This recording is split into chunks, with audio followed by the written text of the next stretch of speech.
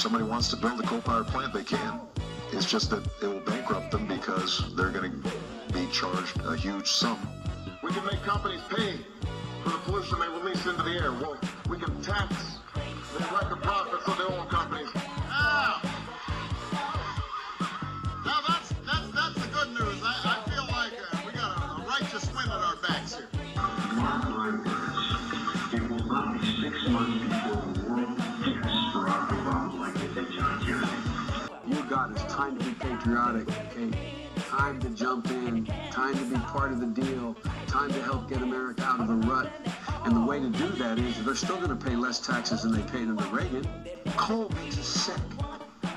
Oil makes us sick. It's global warming. It's ruining our country. It's ruining our world. Believe myself, the Secretary of State, Secretary of Defense, and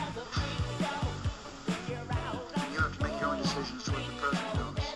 This war is lost.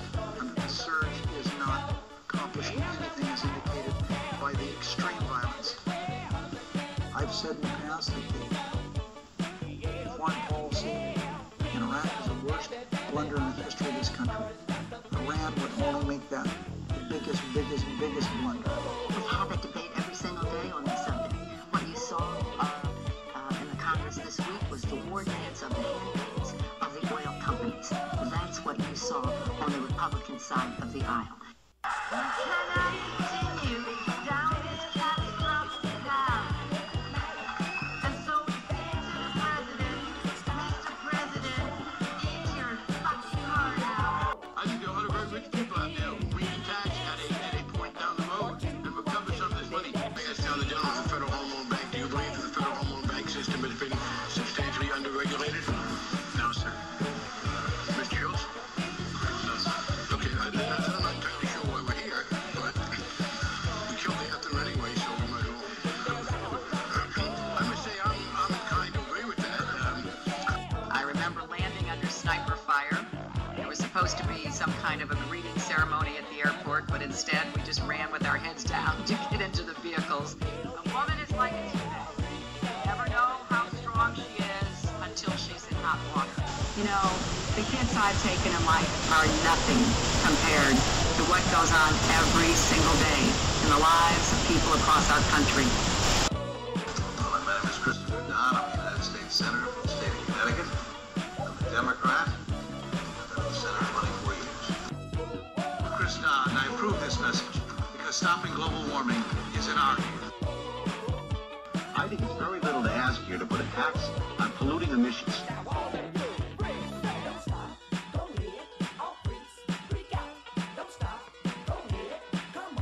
Climate change is an important issue and probably the most important issue related to our national security. Exceeding our previous amounts of carbon emissions, the global warming problem is becoming worse by our increased use of fossil fuels causing climate change. Thank you. I'm John Kerry, and I'm reporting for duty. I actually did vote for the $87 billion. Before I voted against it. So today, I challenge our nation to commit to producing 100% of our electricity from renewable energy and truly clean carbon-free sources within 10 years. Good evening. Just moments ago, I spoke with George W. Bush and congratulated him on becoming the 43rd President of the United States. This Congress should enact a moratorium on the construction of any new coal-fired power plant that is not compatible with carbon capture and sequestration. But I want to say one thing to the American people. I want you to listen to me. I'm going to say this again. I did not have sexual relations with that woman, Miss Lewinsky.